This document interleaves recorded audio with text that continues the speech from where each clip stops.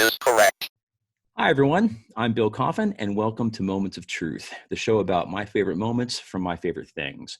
And today, we'll be discussing the 1984 supernatural comedy blockbuster, Ghostbusters. Starring Bill Murray, Dan Aykroyd, Harold Ramis, Sigourney Weaver, Rick Moranis, and Ernie Hudson, Ghostbusters is the story of three parapsychologists, the fast-talking con man Peter Venkman, the earnest believer Ray Stantz, and the emotionless brainiac Egon Spengler, who all go into business for themselves to rid New York City from unwanted ghosts and ghouls. One of their first clients is musician Dana Barrett, who is receiving troubling messages from some kind of dimensional portal manifesting itself in her apartment. As the Ghostbusters business booms, it's clear that New York City's paranormal activity is reaching a critical level. The EPA starts butting in where it really isn't needed, and Dana's whole apartment building emerges as a focal point for a supernatural cataclysm that threatens to leave the city in smoldering, marshmallow-covered ruin. With this much at stake and the city paralyzed, New York needs a couple of heroes to jump in and save the day. So who are you gonna call? Ghostbusters was one of the first modern blockbusters, launching sequels, a reboot, animated spin-off series, a hit pop single, merchandising, games, and cultural touchstones that exist to this day. But Ghostbusters was also a breakthrough movie in its own right. It was the first comedy to feature a ton of special effects. It refuted Hollywood wisdom of the day that comedies in general could not make a ton of money. It was a crossover piece for many of its stars, enabling them to transition from crude, lowbrow comedies to fare with major mainstream appeal. And it's been widely hailed as one of the best movies of the 1980s, one of the greatest comedies of all time. And in 2015, the Library of Congress selected the movie for preservation in the National Film Registry. But more than anything, this is an endlessly rewatchable movie that blends comedy and light horror in a genre mashup that works so much better than it ever should have. There are so many things to love about this story of a bunch of guys chasing boogeymen in a city that never sleeps, but today we're going to talk about just a few of them. With me today is ecto-cooler aficionado Chris Crenshaw, proton pack technician Joe Pace, and Stay Puffed Chief Marketing Officer Tom Hespos. Everyone, welcome. Thanks, Bill. Good to have you guys. All right, Chris, I've been dying to get your take on this. I know you came early with a moment of truth in this, that it's actually one of my favorite parts of the movie as well. So take it away. My moment of truth, the moment where I knew that I loved this movie, comes about 4.5 minutes in, I think, when Peter Venkman, as we are introduced to him, is testing two university students, male student and female students, to measure the effect of negative reinforcement on ESP. He holds up flashcards with symbols on them. They try to guess the symbol. If they're wrong, or if Dr. Venkman has another agenda, he zaps them. I mean, we all remember the scene. It's hysterically funny, but it completely defines Dr. Venkman's character. And we know who he is from that moment forward. And we know that we shouldn't love him, but we do. And it sets up, I think, the tone of the whole movie. That poor male student, he is completely relatable. We all know exactly what he's feeling, but we don't care that much. Not really. We totally don't.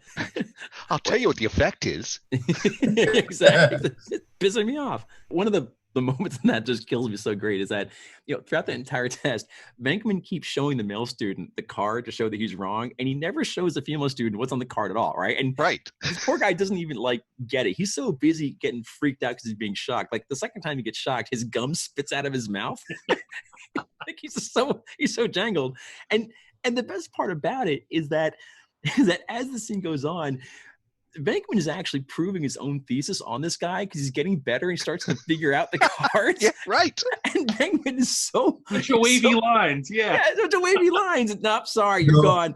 And he's so laser focused on impressing this co-ed who's just a walking case of moral turpitude that he just doesn't realize that he's actually proving work that would probably preserve the grant that they're about to lose and be kicked out on the street. But that's so Venkman. What did it for me though was like when he's visibly nervous, waiting for his electric shock. And then when he's finally fed up with the whole thing, he's like, "You can keep your $5." Like you realize you've been doing the whole thing for $5, and you want to laugh at the guy some more. Yeah, exactly. And Venkman's like, "I will."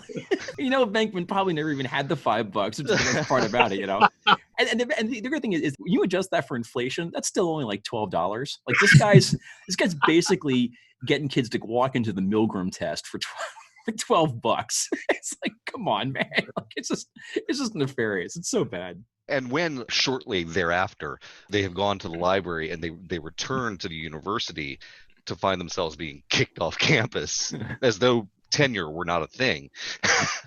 The guy's like, your science is ridiculous, your methods are suspect or sloppy, and your results are highly questionable. And you're like, well, I mean, yeah, they are, but they're comedy gold. To your point on this, Chris, it's one of the things that's the best thing about this movie, and we'll talk about it a little later during my topic, is it's hilarious, but it's also bitingly satirical. And as all great satire does, it pokes fun at a wide variety of things and doesn't pull its punches anywhere, and goes after religion and politics and academia. And as someone who spent a lot of time as part of a research operation at a university, I can say unilaterally, nothing like that ever went on in our shop. But I love the part when they are leaving, when Ray Stantz, the Aykroyd character, is saying, I liked the university. They gave us resources. We didn't have to produce anything. I've been in the private sector. They expect results.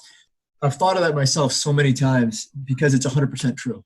The difference between the private sector and academia. You mentioned tenure. I don't think these guys were teachers. I think these were research postings that they had, and the grants that they were getting from God knows where. I don't know where. Probably DOD they were getting their grants from. But it's such a beautiful skewering of the academic world in actually very little screen time. Yeah, absolutely. It is incredibly concise. I totally dig that too. I also like that you said that one of your favorite parts. I don't have a favorite part in this movie. I think that every 5 minutes is my favorite 5 minutes of this movie. When I asked everybody to come up with their moment of truth, I realized I was asking a pretty tough question because, this is one of those movies where the whole thing is kind of one big rolling moment of truth because it's just comedies go, it's so airtight. It's not the sort of thing where they spend a lot of time building up to each joke. It's just there's always something going on in the background. There's always some offhand comment. There's always some sort of chemistry between the characters. It's always giving you a reason either to laugh out loud, to chuckle under your breath, or at least smile broadly, It's 90 minutes, and I don't go to the bathroom. Like I've seen this movie 100 times, and I still can't. There's no 3 minutes where I'm like, I'll miss this to go. Yeah. One of the things that I love about this early scene with Venkman and the test is just it does a couple things. One, I loved how much the female student he's trying to impress, like she's so into him, which is like she really shouldn't be, but she is. And it just proves once again why charisma. But the kids love it. Yeah, but it proves like why charisma really should not be a dump stat, right? I mean, like you can. It's really a superpower. Elder savings throw. Yeah, I mean, honestly, it's charm person all day long without a spell slot. It's just fantastic. But it does a lot to explain, like to your point, Chris. What is Venkman all about, and why should we love him, even though we really shouldn't love him, but we do, and we can't help ourselves, and that's his whole thing. And that scene sets it up so perfectly, which I adore. I wouldn't say that she's really into him. She digs the attention, and being told she's special. And who doesn't? Of course. I mean, that's just universal. And so we feel it. But once the male guy gets up and like flips out and leaves, he turns right around and proceeds to set up the ask her dinner. And she's not walking out or anything. She's like entertaining the notion. She's like, well, I am special. Yeah, I'm special. Maybe I have powers. Okay. And it's like, okay. How did we not schedule this for 8 o'clock? Just about to say 8 o'clock. Yeah. Exactly. It's so good. It's so good. When you talk about this movie, Bill Murray always kind of comes up. A lot of people point to this as, one of his finest hours, right? I mean, he just owns this movie, owns his character. It's so fantastic. I mean, even Murray himself basically semi-retired from acting for a couple years after this movie because he realized it was so good. He was like, I just don't know what I'm going to be able to do after this, to be honest. And he waited till Scrooged for a reason because he was like, he had to get over this whole, Venkman thing of he just knew he nailed it so well.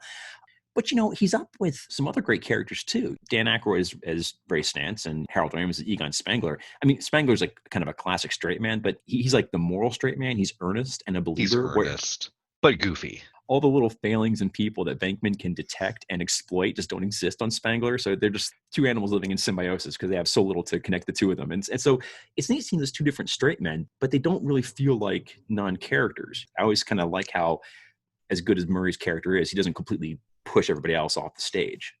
I really want to know how he does it, though, because like within a couple of minutes in the beginning of this movie, like you're introduced to a couple of things where you're like, this guy's a degenerate. You see him, he's out trying to talk Ray into going into business out in front of the building, and he's got a pint in his hand, and he's kind of just like. Does anybody even know what that is that's in that bottle? I mean, to me, it looked like he just grabbed like a bottle of peach schnapps or something, and I think it's apricot brandy. Something like a degenerate would drink. A couple of scenes later, total they're wino walking stuff. out of the bank where Venkman's basically talked him into putting 3 mortgages on the house that Ray grew up in, and you're like, this guy's kind of a jerk, but yet he pulls it off where you still love him anyway. Like, Yeah. I don't know how many people could do that other than Bill Murray. I mean, you love the guy or hate the guy. I don't know too many people who could have done that. I totally agree, Tom. And as I watched today, I was with a couple of other friends. And how hard must this movie have been for everybody else to act on? Because whatever Murray does always feels like it's spur of the moment. It just came to him right then. It's ad-libbed. I felt like I would spend all my time cracking up. I wouldn't be able to stay straight for the joke. And that actually, to me, made me realize how much better than I realized the performances by Ray and Egon are. They're just awesome. Well, I think about that. First of all, Aykroyd had to act opposite Belushi, so this wasn't his first rodeo with that kind of presence and talent, and being the straight man next to the tornado. It's funny for me that, to Bill's point, talking about how very different these 3 characters are, but the fact that they all have weight and presence in the narrative. It honestly, I know we're not supposed to compare things to other properties, but one of the ongoing conceits that the original Star Trek talks about, you had, if Spock was the brain and McCoy was the heart and, Kirk was the lower part. We had that same trifecta going here, where Egon is the head, Stantz is the heart, and then Venkman is the crotch. And I mean, that's essentially the relationship, and that all 3 of them together make this functioning body. I like that. That is great. That is a fantastic bit of analysis right there. Oh, geez. When I think about why I enjoy a movie, I try not to dwell too much on the making of it necessarily, because often the drama behind the making of it really is not really germane to what's actually makes it on the screen. They do impact how the roles are played and how the story plays out. And the first is, to your point, Joe, Aykroyd being next to Belushi. He actually initially wrote this to be a project for him and John Belushi. And unfortunately, tragically didn't turn out that way. As he pursued it, they really wanted to get Bill Murray on this. And the funny thing is that they knew, I guess, Murray has this tendency to attach to things at the last second. And so sort of skate in, in a Venkman type fashion, I suppose, sort of cruising at the last second. So it kind of made it impossible to really super pre-plan this movie. They had to sort of beg for ability to go ahead and make it. And then Murray, shows up and okay, now we're off to the races. And so the whole thing, they had to make it in this crazy frenetic pace. And so as a result, they had to work in kind of this ad-lib fashion because of Murray, but also they sort of wanted it that way, because otherwise they wouldn't have waited for Murray to show up, So the form and function ultimately kind of come together beautifully. And I think it's one of the reasons why this movie just works so well, because it just has this very unique wavelength with very unique components, and it just comes together in a way that no other movie could have come together. I just love it. I've never seen the script for this movie, but when you talk about things that seem like ad-libbed and the way that Murray was able to do that, I can't think of that scene where he walks into the apartment with Dana for the first time. He's got his little bulb thingy with the wand, and he does that thing on the piano with the top 2 keys. He's like, they hate that. How is that not ad-libbed? That cannot be in the script. Exactly. That is when I said that, Tom. That is the moment at which I said it. Squeezing it, he says, "Do you know how to use this?" Yeah, I think so. The thing with Venkman is he's the kind of guy I would never want in my friend group, because I would be the one mortgaging my house and his say-so. I would be so vulnerable to his charms that I'd just be led astray in 100 different really regrettable ways, and wouldn't be able to hold him accountable for it. I wouldn't be able to stay mad at him too long, and that's just his thing. And so, I look at Venkman, and he's a great character because he can do whatever he wants. And thank goodness all he wants to do is kind of pull short cons and maybe get involved in this ghost hunting business that may or may not be real for him. Bill Murray's performance, we've seen it before. I mean, we saw it to a certain extent in Stripes, that the archetype that he's developing that turns into Venkman. This creates a film persona that later will give us half the stuff Jim Carrey does, half the stuff that Vince Vaughn did, half the stuff Robert Downey Jr. That fast-talking, patter-delivering, anti-hero comes directly from, this is the sort of sui generis of the DNA of that. Or Bugs Bunny. I want to thank Bill Murray's Venkman for giving us Robert Downey Jr.'s Tony Stark, because it is a direct descendant. Yeah. Chris, were you going to say something? I was just going to say, well, there's Bugs Bunny. I mean, who I think is an absolute basis for that character, as well as Vic, the lounge singer from SNL, if you remember him. Star Wars, done on a Star Wars. Well, speaking of SNL, I got to say, before we had this whole conversation starting, I know Tom and I had spoken about different things, and he had mentioned this great obscure SNL skit where Jim Belushi is running this cable show called the Ghostbusters show, and he's like these two Spanish girls come in and they're just going bonkers on it, and it's this rambling thing, and it's funny because he mentioned this, and you mentioned how hard it is to find the skit online, and I'm like, well, this is my Saturday, I'm going to find this, and I go diving deep, and yeah, it is just not there. I just couldn't find a copy of it, anywhere. Like, I went to NBC's site and I went to SNL, and they actually have their archive of skits, and I was able to nail down which episode it's from. And oddly enough, I remember the episode because it's the episode when Frankie Goes to Hollywood plays. And I remember as a kid thinking how bad they sounded live. I'm like, oh boy, they're terrible. I have it on VHS, but I am not hooking up a VCR so I can bring a clip to this show. I love it. But no, not happening. Yeah, Frankie Goes to Hollywood. George Carlin was the host. It was one of those episodes of SNL that I just played over and over and over again. Yeah. It's also, I just love the circularity of it, that Jim Belushi is the one playing this thing, riffing off of something that his brother would have done, so it's... Oh, and he's great because, not to get into other material too much, it just goes to show how popular Ghostbusters was. Everybody was sick of hearing of it, and here comes Jim Belushi, like the fanboy, and we're going to talk about the greatest movie ever made, Ghostbusters. And, that's how big it got, and it's tested how big the movie was. He's still Ghostbuster. The Ghostbusters. One of the greatest testaments to this, and this is sort of the downside of being a pop culture blockbuster, is that you can definitely overstay your welcome, right? Especially if they get the merchandising right, it can proliferate to such a degree that you were just sick and tired of seeing it everywhere.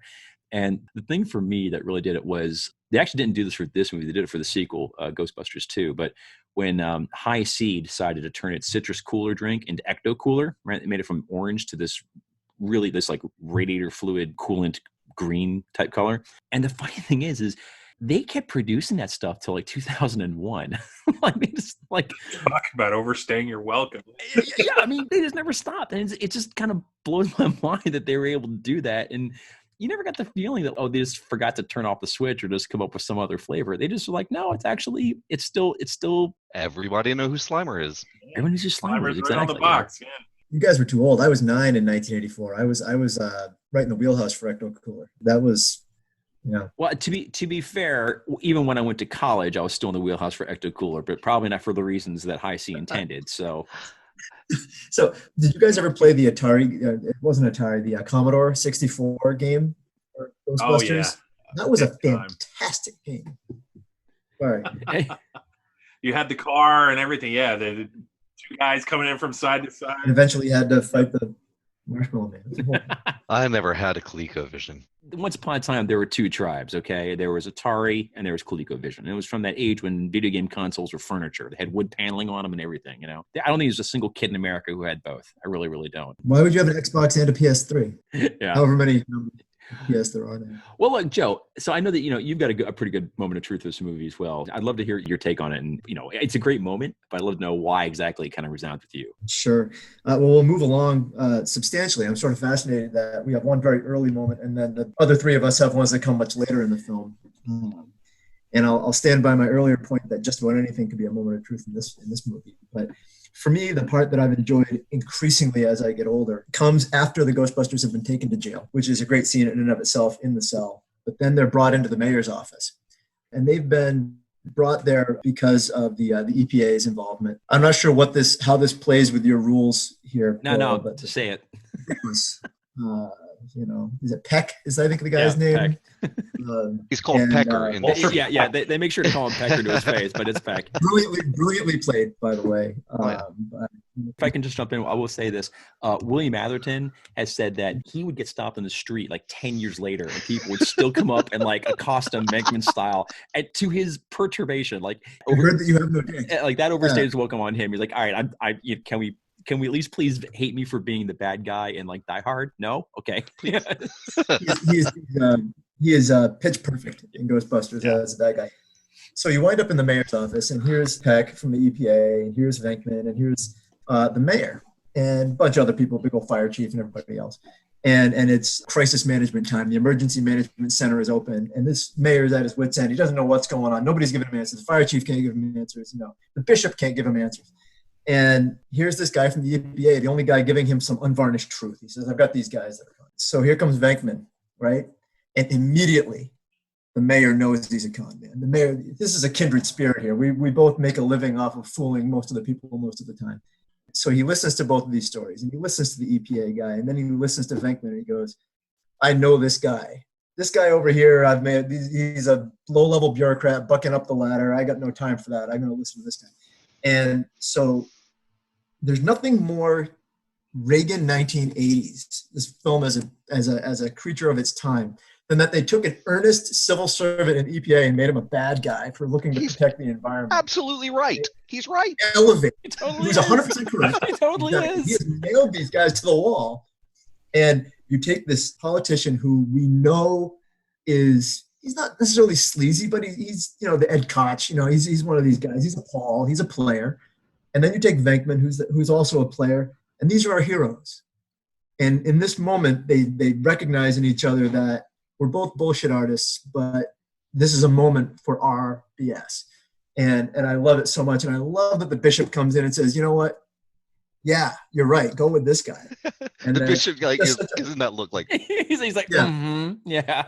But when Venkman leans in and he speaks this guy's language, Peck doesn't speak his language. Peck is like, oh, here's the greater good and all these issues. And Venkman leans in and he says to him, looks him in the eye and says, you, Lenny, will have saved the lives of millions of registered voters. But this is, to me, the part that I talked earlier about satire. It's a broadly hilarious film. The satirical moments are timeless and perfect, and this to me is one of the scenes that takes it from a hilarious comedy into really being an artistic absolute success. There's a lot to unpack in this particular scene because it is so great. The comedic density of this thing is like meteorite level. There's so much going on here. But one of the things I really love is he's like, you will have saved millions of registered voters, and that's when they cut to the Archbishop, and he's looking at him. He practically winks at him. He's like, It's like, oh yeah, like you know what to do, and that's when there's this beat, and he goes, get him out of here, and that's when they basically frog march Peck out of the office, like total indignity. And it's funny because Peck is such an uber jerk, and you want to see him go, but to see him just whisked out, just practically ridden out on a rail is really fun. But it's also, everybody has been in that place where you're in the right, your argument may not be the strongest, but you just want the person in charge to see through all the fog and know that you're the right call to make. And most times we don't end up on the right side of the decision, right? You're just like, oh man, if only they could have seen. And you're kind of waiting like, please, Mayor, can you please just see what's going on here? And the mayor, he just makes that complete call and just bang, and just calls it. And you're like, yes. The broadcast TV cut where in the movie the mayor asks, is this true? And Venkman says, yes, this man has no dick. And everybody starts getting angry, and Venkman says, well, that's what I heard. In the TV cut, you don't get that stuff about him having no dick, but you get Venkman saying, well, that's what I heard about nothing at all. It's one of my favorite TV cuts. That moment is I'm powerless to not laugh out loud when I see it. But when you hear Venkman go, well, that's what I heard, the sound quality in that has a sound of an overdub. I'm convinced he ad-libbed that moment because there's a similar moment when they're first doing the job in the hotel, right? The flowers are Yeah, still the standing. flowers are still standing. It's Crowd great, goes wild. Yeah, it's this great ad-lib line. Every time I hear, I just laugh so hard because it's like he didn't have to say that. He just couldn't help himself. In my head canon, he totally ad-libbed that whole, what's what I heard, which is such a great, it's just such a self-incriminating, just petulant way to non-justify your out-of-bounds comment, right? It's just doubling down on being a childish idiot, but you love him for it. Like, yeah, good job, man. Well done. I've got one more thing to say about Peck. I absolutely love that at this point in the movie, he is no longer an issue. He's been frog marched out of the mayor's office, and he is no longer relevant.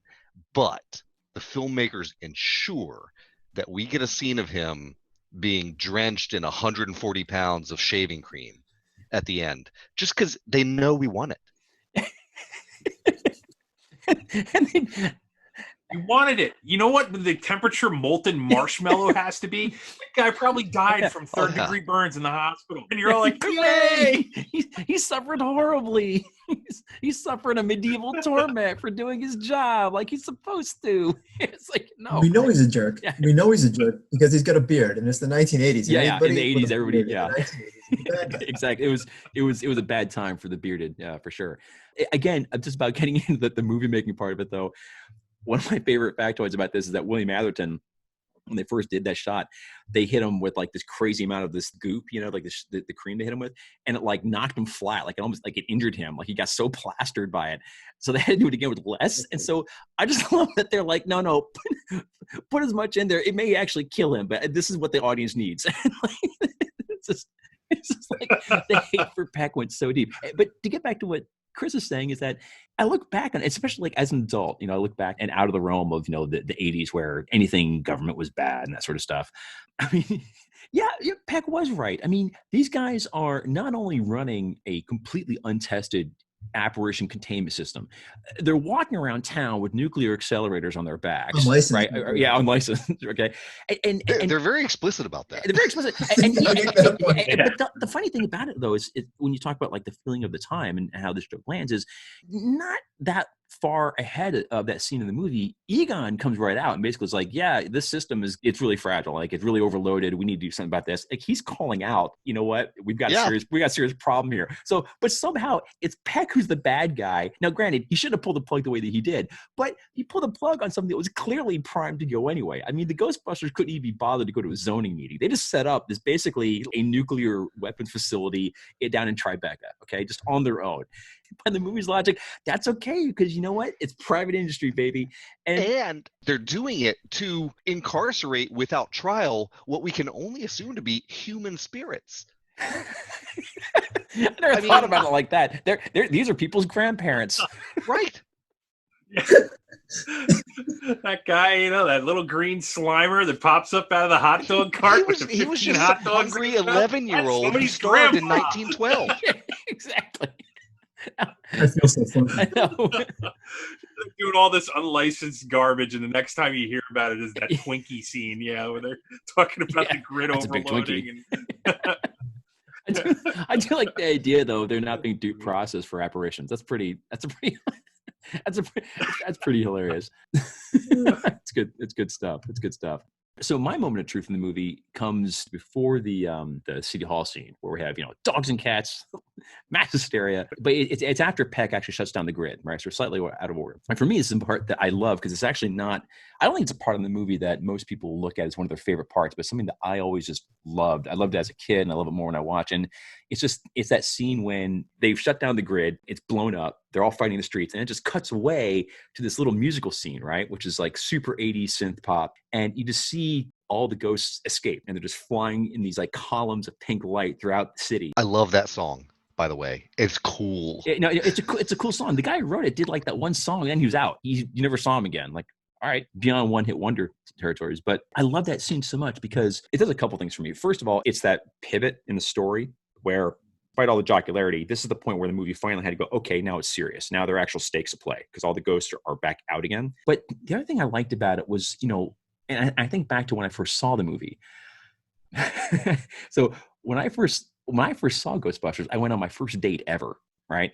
and completely blew it. It's like 6 minutes in when they had that great scene in the New York Public Library, and the librarian turns to the ghost and is like, rah! And I just completely freaked out. Like, whoa! I like threw my popcorn and all that and completely humiliated myself in front of my date. So needless to say, That's a hell of a jump scare, though. Like, I remember that freaking me out, and certainly it freaked my son out. You know, like when we watched the movie together for the first time, like he didn't want to watch the rest of the movie because of that one jump scare. Marshmallow Man. I wasn't ready for this, and all of a sudden it scares the crap out of me. And Sally was like, "Yeah, this is not happening." I'm like, "Okay," But what I loved about it is that when the ghosts get away, you're seeing not just ghosts going everywhere, but you see them actually starting to freak with people in broad daylight. And I thought it was really kind of a cool choice because, this is a movie that tried to blend humor and, Dan Aykroyd, was like kind of seriously into the paranormal and sort of thing. And he wanted it to be slightly scary. He wanted there to be more of a serious aspect to it, and eventually the movie kind of clawed all that back and got more and more openly hilarious, which is great. But this is one of those moments where it's a little bit more truer to Aykroyd's original vision, where it's kind of creepy and it's kind of scary and you're not quite sure what's going on. And I love the idea of ghosts messing with people, away from all the trappings we normally ascribe to the scary and supernatural. It's not dark. It's not remote. I mean, if there's anywhere you should be safe from ghosts, it's in the middle of New York City, in the middle of the day at a hot dog cart. And yet there's Slimer busting out, or you're trying to get a cab. There's some zombie driving the cab, or, you're going to this, the subway and some weird freaky thing just come bombing out of the subway and newspapers are flying. And I just loved all that. I thought it was really cool.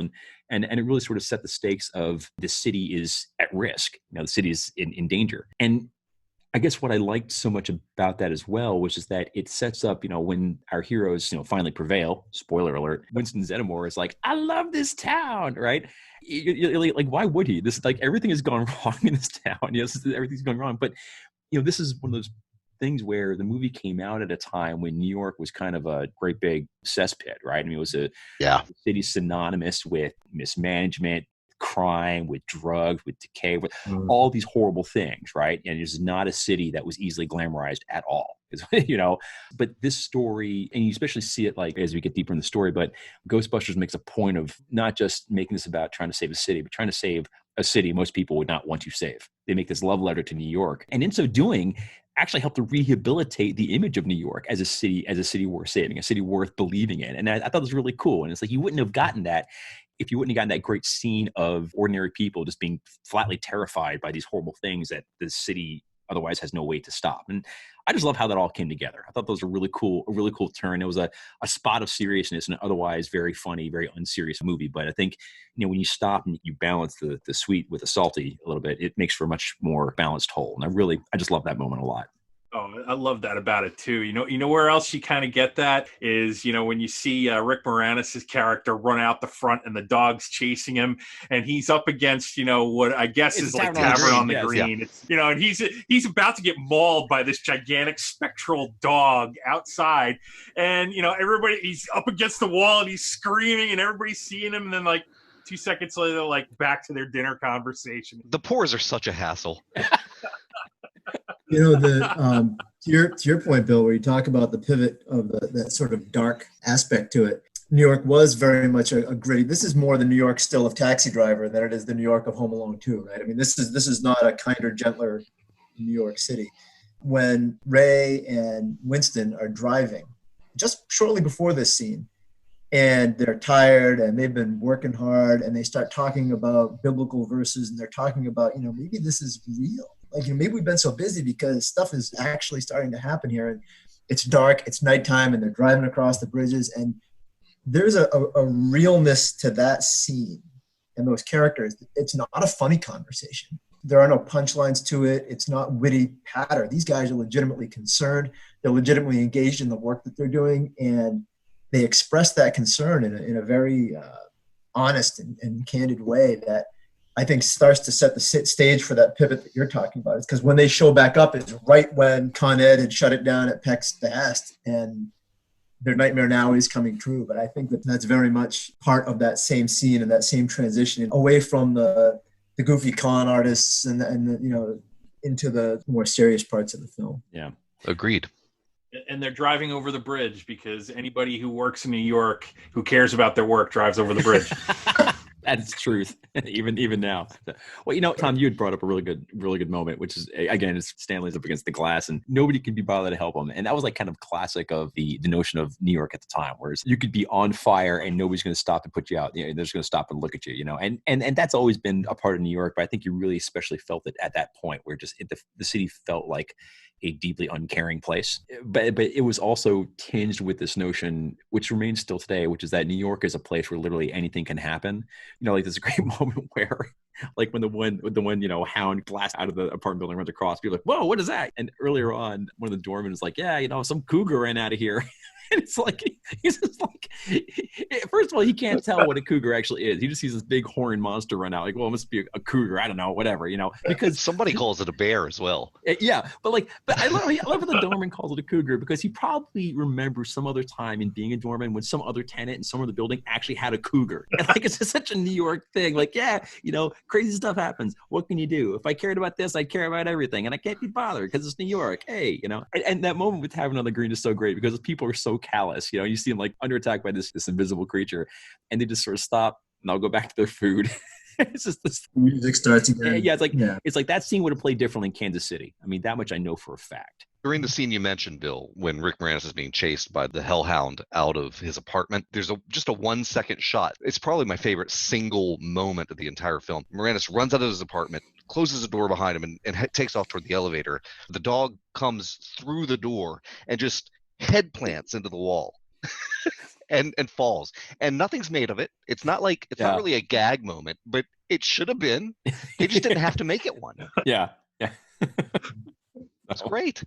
There's something just so funny about these things, like trying to get through New York. They have some of the same difficulties that we do. New York's a trying place, even for supernatural minions of Babylonian, death gods. Like even still, it's too crowded, it's too cramped, and the corners are too tight.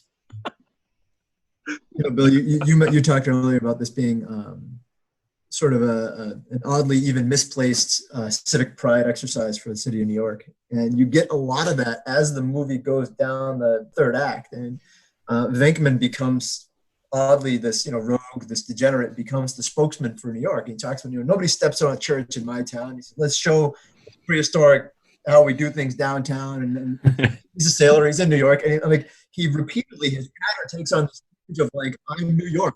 New York is a dirty and a funky place, and these are the sort of dirty, down on the luck guys who are going to represent it. And I don't think it's too much of an overstatement to say that this might have even, to your point, been the start of a sense of New Yorkers feeling okay about themselves again and feeling like, hey, New York is something to be proud of. And then, winds up, unfortunately, in the eventual Spider-Man movie where they're on the bridge, you don't mess with us, 9/11. Yeah. But this very much, there's an identity to it. Yeah. And Venkman is the one to inhabit that, right? And that's why he gets those lines. Well, there's a great scene when they're finally, and the mayor's like, all right, what do you need? They take off and all the New York guard, or everybody's finally rallying to take care of it, right? And then Ghostbusters at the head of it. There's a crowd waiting for them, right? They get out and everybody's cheering and going bonkers. It's almost like the Yankees in the Canyon of Heroes, right? It's like that sort of thing, like that sort of spontaneous demonstration just feels like a very un-New York kind of moment, which is why that moment feels so great, because somehow these four dudes with nuclear ray guns on their backpack have somehow corralled the will of New York. And they make a point of showing all these different people who are there. There's like 80s punk rockers, there are Hasidic Jews, there's yuppies. I mean, there's like every Catholic priests. Yeah, there's like every easily identifiable tranche of New York's public life that you would see on the streets is visible in those shots, right? It's like there's a little microcosm of the Big Apple, and they've all come out to root for these guys. And you're like, how did that even happen? And which is cool though. They were on TV. Yes, Mom. Those guys on TV. But Venkman does a cool thing, actually. When he gets out, at one point he holds a great stance. He's like, great stance, the heart of the heart of the Ghostbusters. Like, oh, hey, everybody. At that point, he's kind of morphed from a con man to a pitch man to a hype man. And like he's becoming a different kind of front dude. You realize Venkman scales infinitely. He can do all these things, which is really, really pretty awesome. And this is what this movie does, is that it has these great moments where it builds up this momentum and then it purposely breaks it for the purposes of comedy. And so, they show up and they get greeted like heroes, and then the building shakes and all this stuff falls down, and everyone's like, what happened? That the Ghostbusters turn out they're not dead. They come out and everybody cheers for them again. So we get like a second hero thing, and like, all right, let's go in. And we cut to them moments later trudging up the stairs and like the 11th floor, like, oh man, so many stairs. Like, you never think about how do heroes get to the top of a building in a crisis? You know, it's like you have to go back and watch that scene again to see like there's so much going on behind the thing there. Like they get into the building, the music, you know, that Saving the Day track from the album. I had it on cassette. I'm sure everybody else did too. The music stops and goes back to the ding, the ding, the ding, you know, that piano theme, the slumpy walking around too as they're climbing the stairs. And it just, the whole thing just punctuates it so well. You know, as Venkman's sitting there going, tell me when we get to 20, I'm going to throw up, you know, like, it makes you wonder, like, how do these heroes ever get to the top? It's also kind of a New York thing too, because I mean, like anybody who spent a significant amount of time in New York at some point in time had to go up the stairs longer than, you know, what you would typically expect to do. And you start to learn very quickly how out of shape you really are. Going upstairs is a truth machine for your body like few others. And you're wearing like 50 pounds of nuclear particle accelerator and on your back, man, you're going up. Unlicensed. Yeah, exactly. Oh, it was difficult for me, you know, here, the 10-year veteran of a fifth floor walk up. So, even without the unlicensed nuclear accelerator, it gets to you. But, you know, once there's always groceries. There's always that. Oh, yeah. But, you know, once they get up to the top of the building, that's when we finally get to the final act of this whole thing. And Tom, that's where your moment of truth comes in. It happens kind of towards the end of the movie, and it's kind of a great thing that sort of ties things together. So I'd love to get your take on it. It's actually in that same scene, you know, where they talk about the Stay Puft Marshmallow Man being a sailor in New York. You know what we need to do for sailors who come to New York? The Stay Puft Marshmallow Man has stepped on the church, is now actively pursuing our heroes. It's on fire and it's 100 feet tall and it's climbing the side of the building to get to them. They have no idea what they're going to do. And you've got Ray, Venkman has said, has gone bye-bye. You've got Egon, who is terrified beyond the capacity for rational thought. And they're all kind of huddling behind the wall to figure out what it is that they're going to do. And Egon says, I've got a radical idea. We'll cross the streams. All right, so, you know, obviously you need some kind of a resolution to this thing. You need a way to bring the big bad guy down. But for me, that was the end of Egon's arc right there. You know, in the beginning of the movie, you see him like right in the public library scene. He's getting kicked around quite a bit. Venkman's making these stupid references to, oh, you know, the time you tried to drill a hole in your head. You even notice it like when they go into the hotel and where the snooty hotel guy is telling them they've got a ghost on 12. And, you know, he introduced Dr. Ray Stantz and Egon.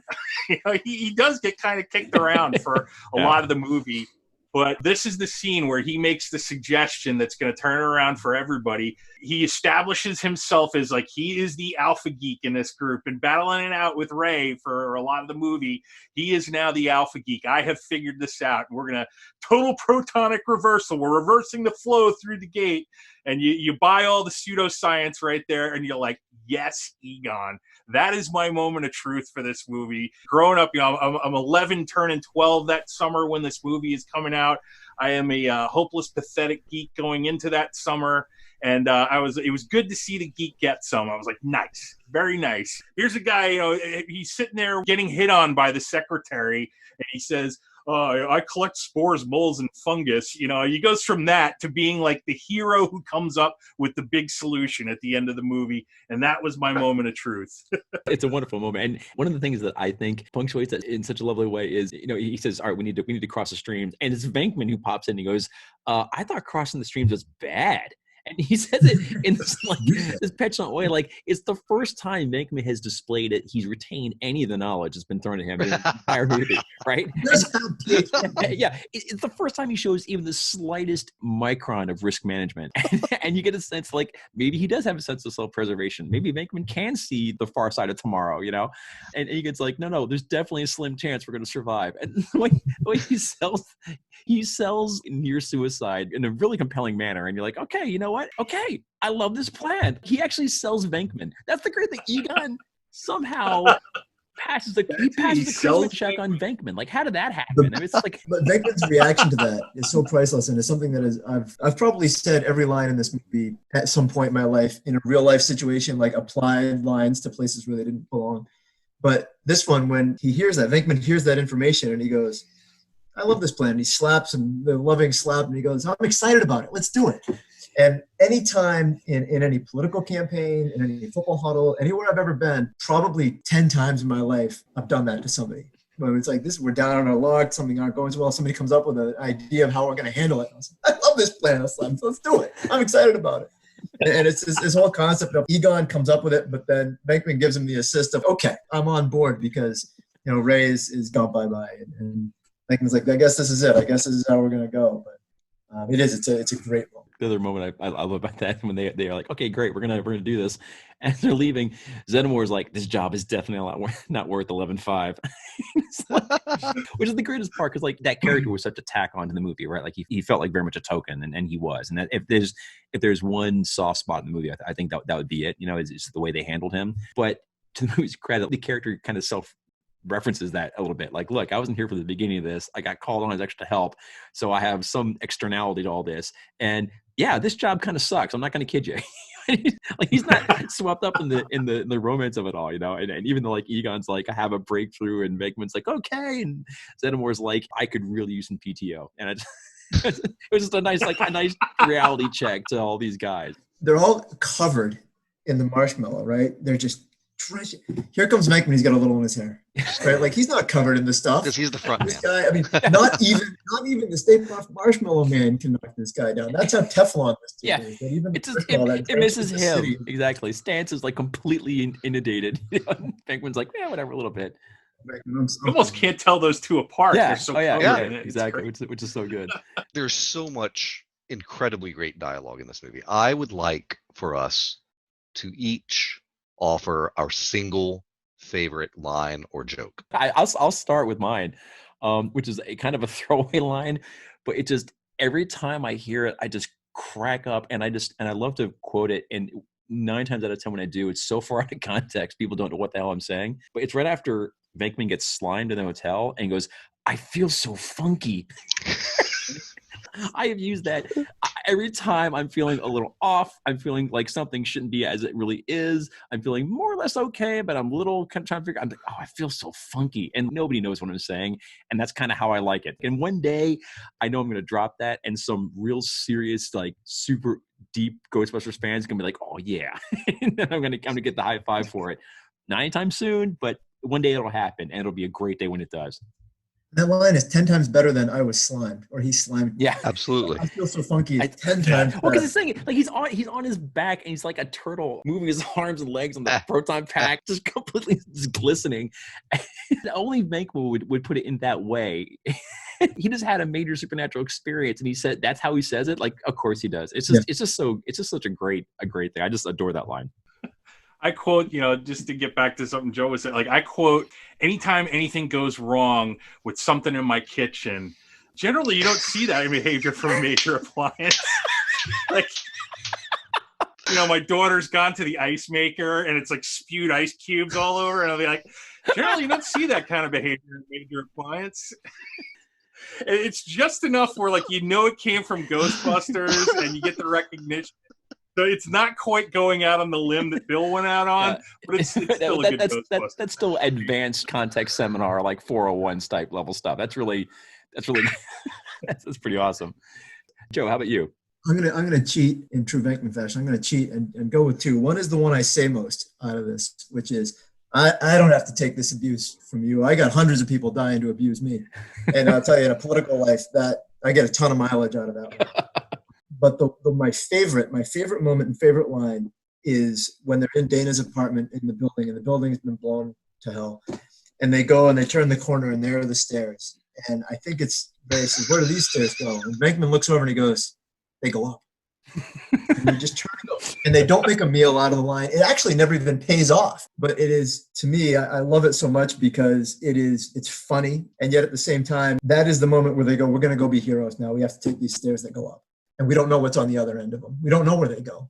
We just know that we have to take them.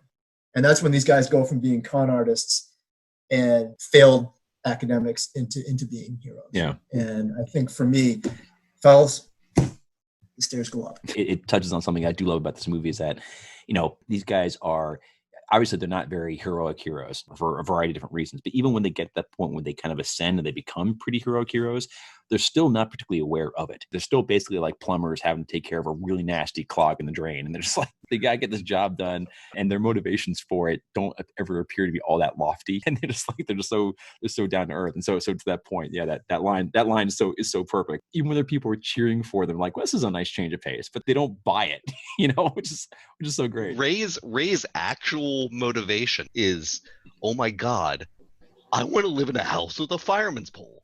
Yeah, right. Yeah. You guys have to try this pole. Exactly. So, Chris, what's your favorite line? Well, this was almost a trick question because I could go all day. I've carried this from 1984, and I say it all the time. It's what I use instead of cussing in front of my kids. Mother puss bucket. It is timeless and immortal. But my favorite line is, Ray, when somebody asks you if you're God, you say yes. And that's like my philosophy, kind of. I mean, not that anybody ever asked me if I'm a God, but you got to approach life like you got it, man. You can't show weakness. Not now. Gozer the Gozerian might be up there. Exactly. The Destructor. The great thing about this movie is just how quotable it is. A lot of great movies are great and memorable, but not necessarily quotable. A lot of movies that are quotable aren't necessarily great, but this is a great and quotable movie. I think that's one of the things that helps keep it alive and keep it kind of relevant, because so many of the great lines that are quotable are not necessarily super specific references to a particular time or place or feeling or that sort of thing. So it ages really well. For a movie that really feels quite of a time and a place, early mid-'80s New York City, the best parts about the movie that make it work still play now. And when you show it to people who are seeing it for the first time, it's still really accessible and still really funny. And I do love it when a great movie manages to keep its value for that long. And this trades on the cleverness of dialogue, and that can age like bread. And somehow this movie really doesn't. I think it's very much down to just the comic genius of Murray and Aykroyd and Ramis and all those. It just works so delightfully well. I just adore it. Before we wrap up, I'd like to offer a final editorial thought about Ghostbusters. It's sort of a meta comment, because Ghostbusters as a movie and as a franchise, occupies an interesting place in our culture and in our pop culture for what it's done and what it continues to do. And like so many of those kind of keystone things, it has a fandom that is not just big and enduring, but also it's been around for a long period of time. There's something double-sided that comes with all that. When the sequel to Ghostbusters, Ghostbusters 2, was released in 1989, it really failed to recapture the same magic that made Ghostbusters such a runaway hit. And that, in turn, made it tough to pull the gang together for Ghostbusters 3, right? So when Harold Ramis died in 2014, the Ghostbusters property was opened up to development by other people. And that ultimately is what brought us to the Ghostbusters reboot of 2016, which featured an all-female lead cast and prompted a firestorm of online criticism over it. Now, honestly, I like that movie. It's not great, but it's also not the flaming train wreck that its detractors so often say it is. And it's not some onerous social justice manifesto either. I mean, it really isn't. It's just a movie. It's a reboot. Take it for what it is. It doesn't desecrate the original movie, which more than a few of its detractors claim that it does. And in fact, many of the original Ghostbusters stars and its director all made cameos in the reboot to show their support for it.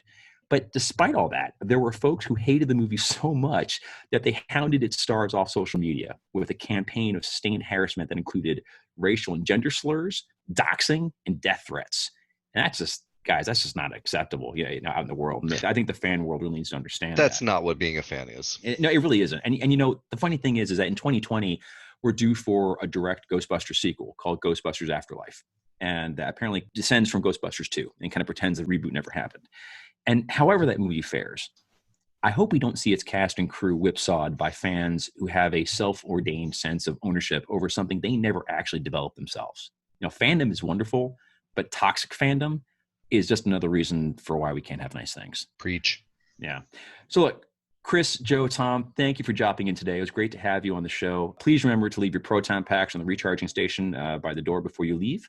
Thanks to everyone listening, and we'll see you again here on Moments of Truth. Bye now. Moments of Truth is hosted by Bill Coffin, Chris Crenshaw, Tom Hespos, and Joe Pace. This podcast is edited by Derek Eisenhart. The Moments of Truth theme is a mashup of The Clermont by Flash Fluharty and a little help from a Texas Instruments Speak and Spell. For more Moments of Truth, be sure to subscribe to this show wherever you get your favorite podcasts. And for hundreds of additional write-ups of my favorite movies, please visit billcoffin.com.